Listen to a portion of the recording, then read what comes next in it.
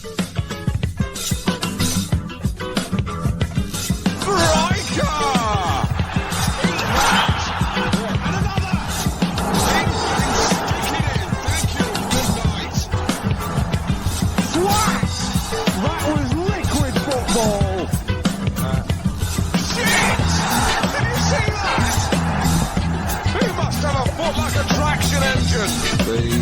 proof is in the pudding, and the pudding in this case is a football. Boom! Eat my goal! The goalie has got football pie all over his shirt.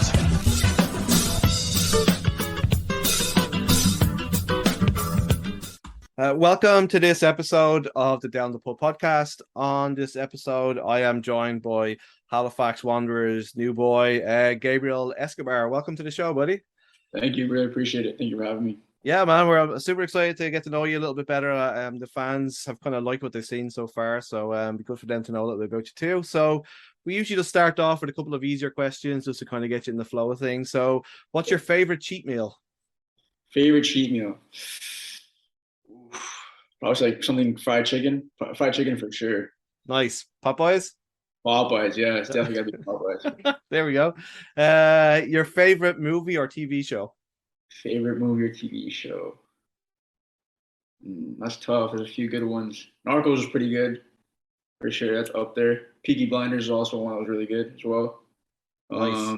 There's a gangster team going through all this, man. What's the story? It's good. I like the little crime shows, so it's cool, stuff like that. Okay, awesome. So I'll see if I can get some of the fans to turn up with the Peaky Blinders hats on just for you. But what's the favorite pair of football boots you've ever owned? That I've ever owned.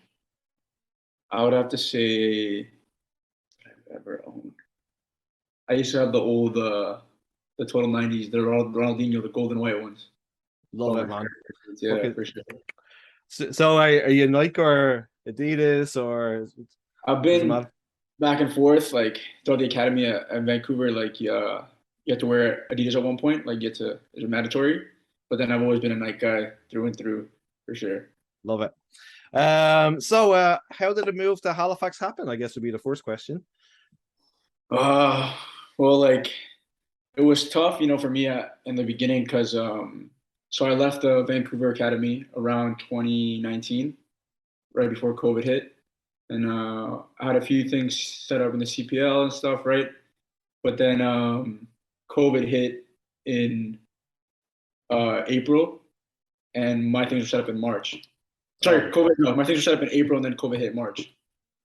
Jesus. So, yeah, so then all that kind of just got brushed off because, the whole world flips upside down. And then after that, when everything kind of got recovered, everything was still a bit in the dark for me. And, for everyone in the league and just everything around football, right? And then, so I started playing locally with some men's teams around the city in Vancouver.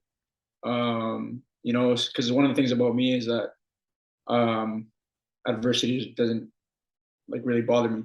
I feel like those are the moments that separate you from the next level, Yeah. And you have to keep fighting, keep pushing through. And even at one point, I was tough mentally for sure.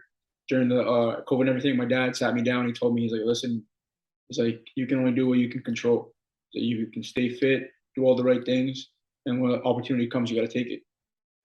So I did that. I stayed fit. I trained with a few men's teams around the city. And then recently the BC League One team came along in BC. And then I joined TSS Rovers there.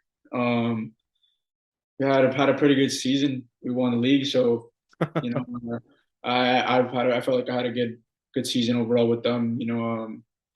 I played the first week, got team of the week that week. Then I got injured the second game, so I missed the next 3 games. Came back for the last 5 weeks, got team of the week all 5 weeks. That's and then insane. we won the league. So and then I get a call from my agent saying that the Wanderers want to give me an opportunity, right? And it was just all kind of aligned at the right time. I got my opportunity and I took it. So just thankful that they gave me a chance to kind of show them what I can bring to the table, So was there ever a time, like just going back to the COVID thing, like was there ever a time when you were like, shit, I might have to get like a proper job. I don't know, you know what I mean? Like, No, definitely, and I did because my dad has a kind of a junk removal construction company. So there was a moment in time where I was working straight construction stuff and doing that for a while, and because you have to keep doing the right things still, right? So I did for a while, and for a lot of people that would be like, okay, this is it, right? yeah. This is how it goes. But then for me, it was one of those things that I just, especially where I come from, it's like you don't, as much as things can get tough, like you gotta keep fighting through because you never know what could happen, right? So it never really bothered me in the sense of that much. Like I was always prepared for any situation. Love it, man. That's it's a great mindset you have. And does that come from your like? Is your dad like a kind of um? Yeah, Is he a, yeah, a big influence? And he that type of person too, where he's like yeah, focused.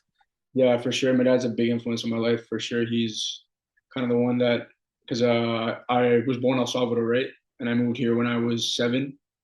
And growing up, I thought I came here to learn English. That was the thought that's what I got told when I was a kid, right? Yeah. Get older, like I start to talk to my dad more, and you start to have these conversations as an adult, right? And he tells you different things, and then I learned that so my dad used to be in politics back in El Salvador, and then there was a moment where his life got threatened. Wow.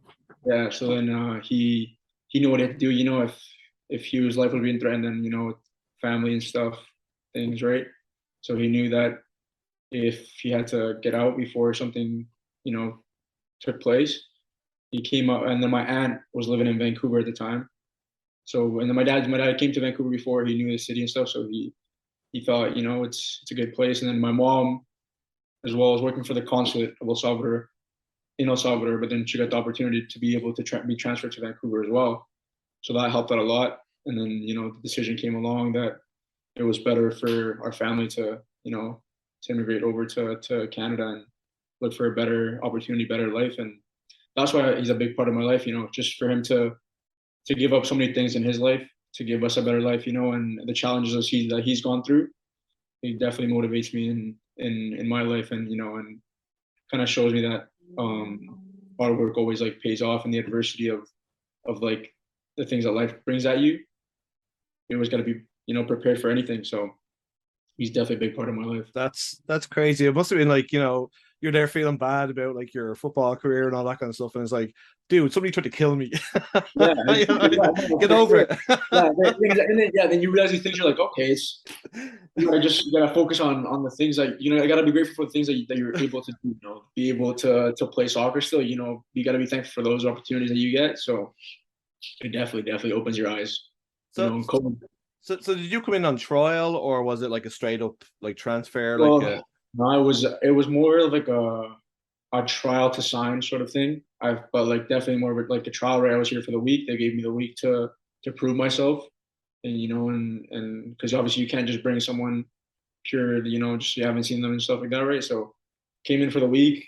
I felt like I trained well. They did too, and everything just played off in the right direction. So that's awesome. So what have they kind of said to you of like where they see you fitting into the system that they have? Like, obviously you've got competition, which is always a good thing too, but like where do they see you fitting into that system?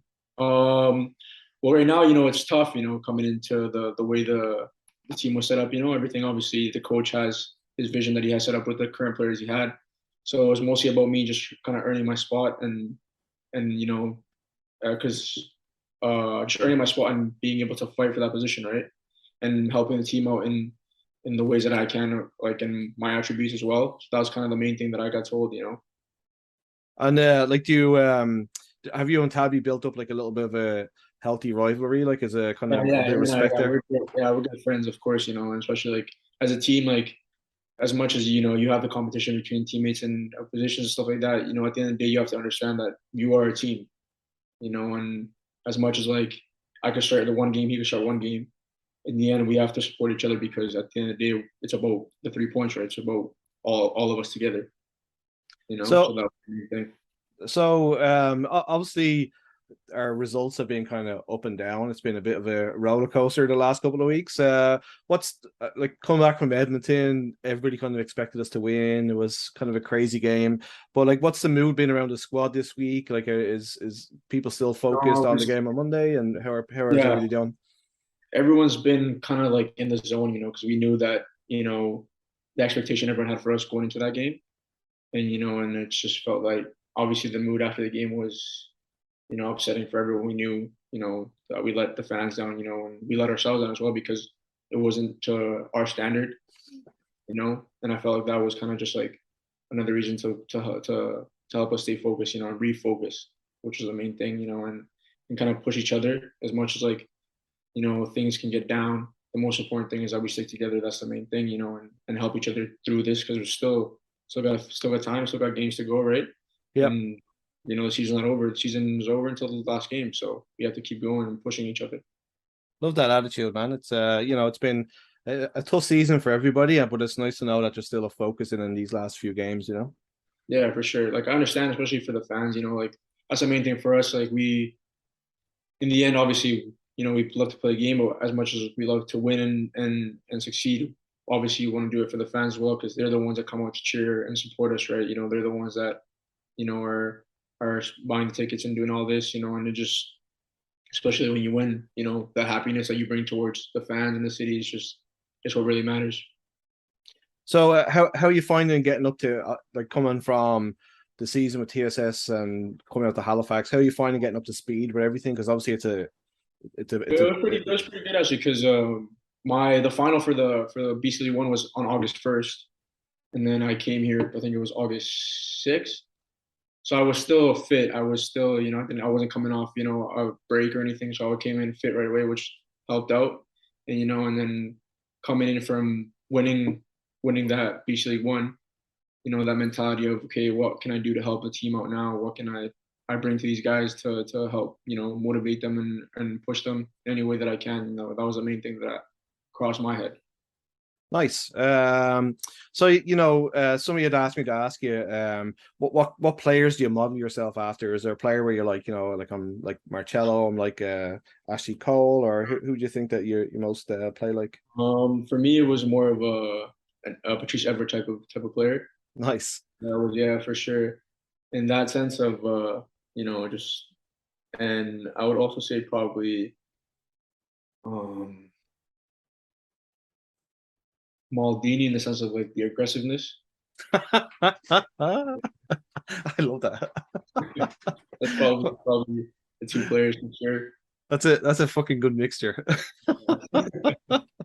Oh God. So how was your first few minutes like coming on and playing? Like obviously you got a chance to play at the Wanderers ground. So what was Yeah, the build up of the day? Because I know that one of the last games I happened to be walking downtown when the players had showed up and the guy was there with the camera, like getting your fits as you're walking in and all that kind of stuff. So what was the build up to the game like, and what was it like coming on to your first minutes? no, it was good, and then finding out I was in the 18, it was exciting, especially first time and everything, right? And you just waiting for that moment just to get those few minutes, to get like to kind of take everything in, even though in that moment you don't really realize it until it's over.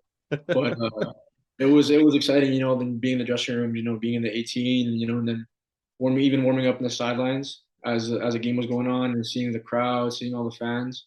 It was great, and then especially coming in and then getting 3 points was a surreal feeling.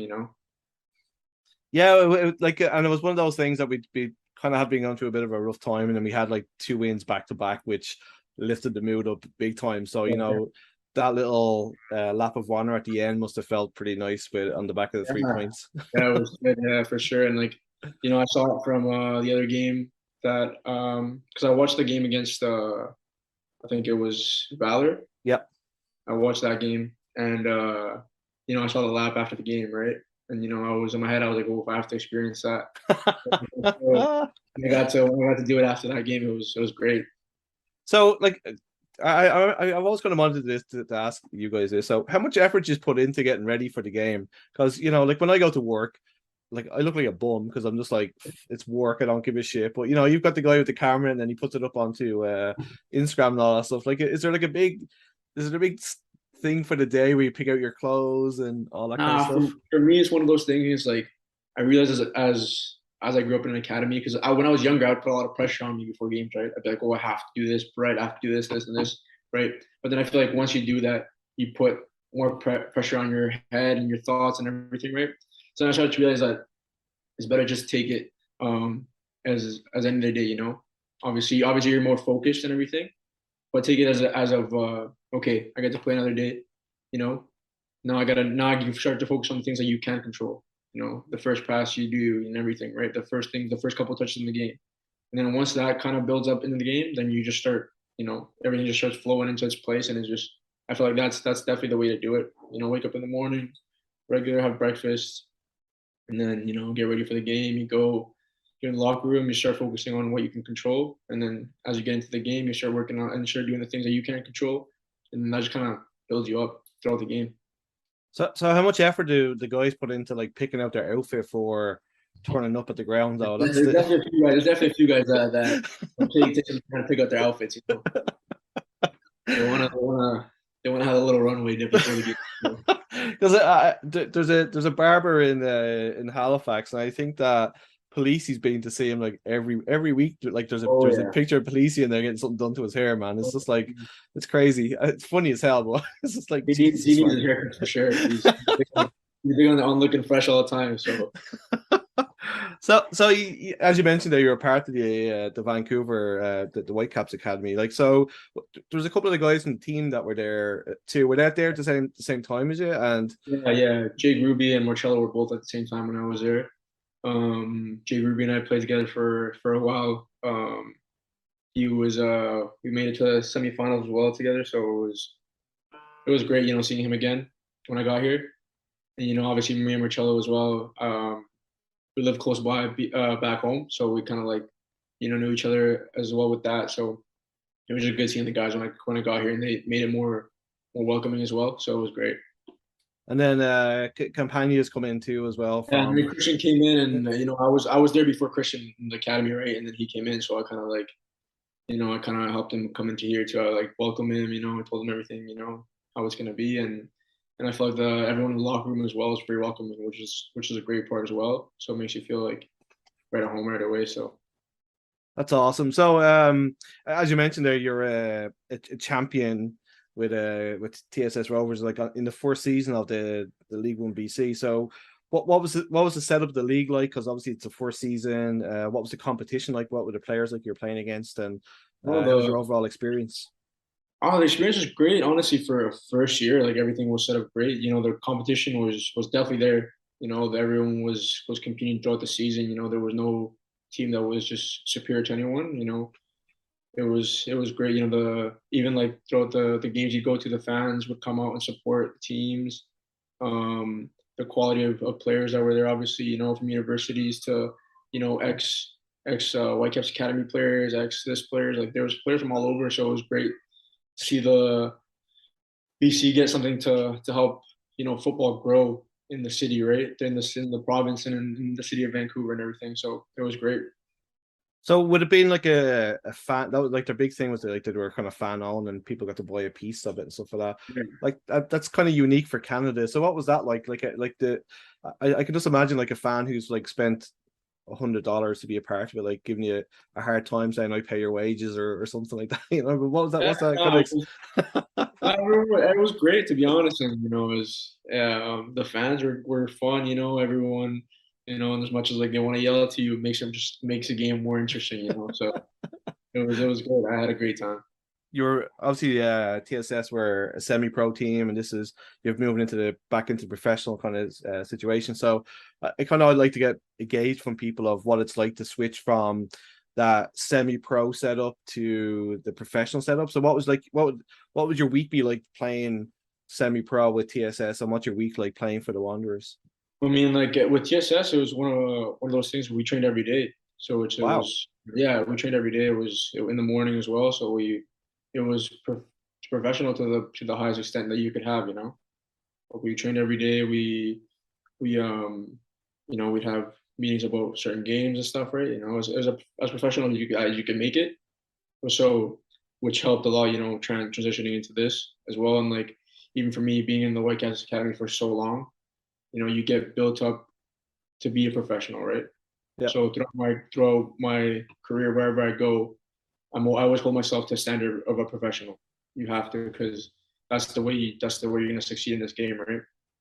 So I felt like it was good, especially the team, the way they had it set up. It was as professional as you can make it. So That's incredible, like for a first season team to be able to do yeah, that. Like, I mean, like, it sounds like they, like, I know they had teams in the development leagues and all that kind of stuff, but like to be able to basically have as a pro setup is pretty nice. So then obviously then coming into the Wanderers, it wasn't that much of a difference then. Is it pretty much the same? obviously you get to a whole nother level of like the details that separates the professional from the semi-pro.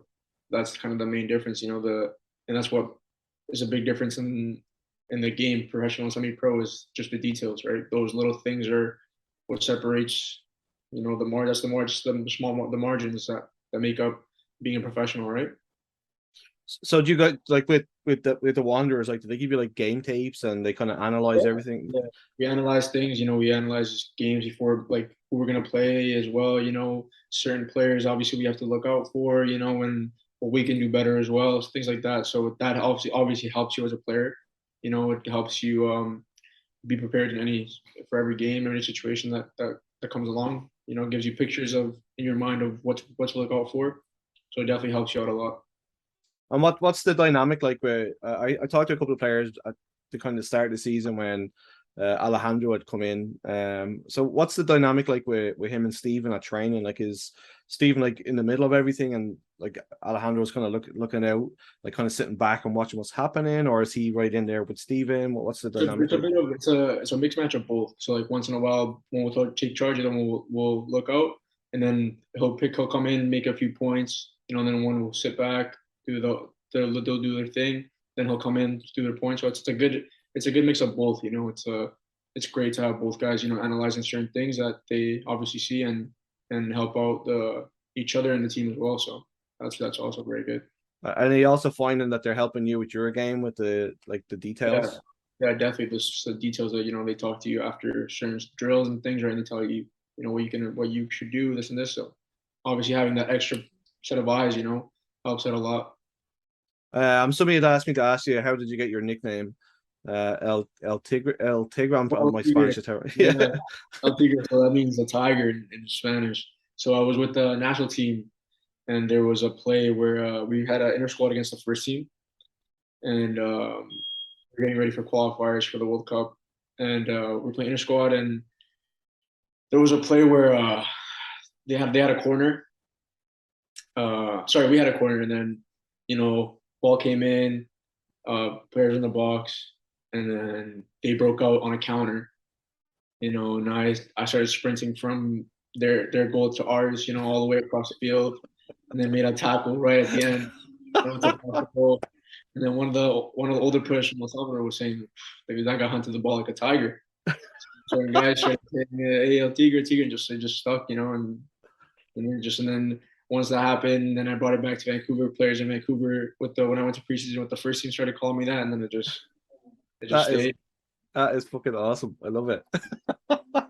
Like, that's a really good way to get that nickname, man. That's pretty cool. Yeah, Not like you were like trying to scratch somebody's eyes out. So you were with the Canadian underage national team, and then you switched over to El Salvador. Obviously, like, you've got big connections there. So coming here to Halifax and we got back to that professional level, do you think that'll help you get back into the international scene? yeah, for sure, definitely. That's kind of another goal I have set for myself, because obviously you want to compete in an international level, right? Just to kind of have a different point of view for fans to see as well, right? And everything. So it's obviously another goal for mine to reach. That's amazing, man. And what was it like making that decision to switch from Canada to El Well, at Salvador? the time it was I didn't have my passport. That was the kind of the main reason. Oh, wow. Yeah, yeah, yeah. And obviously, as I got older, it hit like you have to make a decision. Yeah. And for me, like obviously my roots back home, it's always been a big part of my life, you know, and so it wasn't that hard of a transition because, you know, it's all my family's out there, you know, and it's, you know, the supporters out there as well. So, you know, when I got there, everyone welcomed me with open arms, and it was great, you know. So that made it a lot easier for sure. That's awesome, man. And this is my last question. Let you get back to whatever you do of an evening. You wear the number 52. Does that have any special meaning to you, or do you just go like, boink, I'll pick that number? So it was so it's just two. There's a few reasons. So like one of the main ones was when I was in the academy, and I moved up to play with the older players. This was the number I got, and I remember me and the equipment manager, Marty, we were good friends, and he told me, he's like, I want to see this number when you make it professional. Oh man! And I was like, this is the number I'm gonna have. I'm telling you. I told him I'm gonna sign pro, and I'm gonna keep this number. I said that to him. So then throw wherever I went, that's kind of the number that in my head I always knew that I was gonna sign with. That's kind of the goal that I had in mind. And as well, you know, there was a number one cousin of mine who played football. He lived out in Baltimore, and he was a big Ray Lewis fan. Okay. And it wasn't more about the sport, but more about the mentality of the player. And remember, he showed me a video about Ray Lewis and the mentality he had, and you know, about hard work.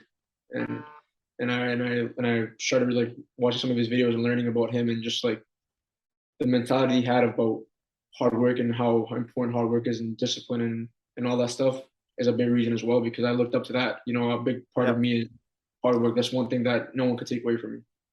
That, you know, I always give my all, work my hardest in any situation. You know, and that's a big thing that I loved about him and about that situation. That just the mentality of hard work. That's another reason as well. That's awesome, man. So did the guy from Vancouver like get in touch with you when you wore it for the Wanderers for the first time? Yeah, no, not yet, actually, not yet. So I'm pretty sure like he's gonna want a jersey for sure when I win. I love it, man. I love it. Thank you so much for hanging out. Like, thank you for having me. This is great. Yeah, it's you know, like it's as I said, it's a great way for the fans to kind of get you to know you a little bit better. And you know, Monday is the 100th game of the Wanderers, so it's going to be a pretty special occasion. Yeah. And no pressure, but you just have to win. So good luck with that. Thanks, buddy. That's all we want. Thank you very much. No worries, man. I'll probably see you Monday. Take care. Cheers. Yeah, have a good one. Thanks. See you.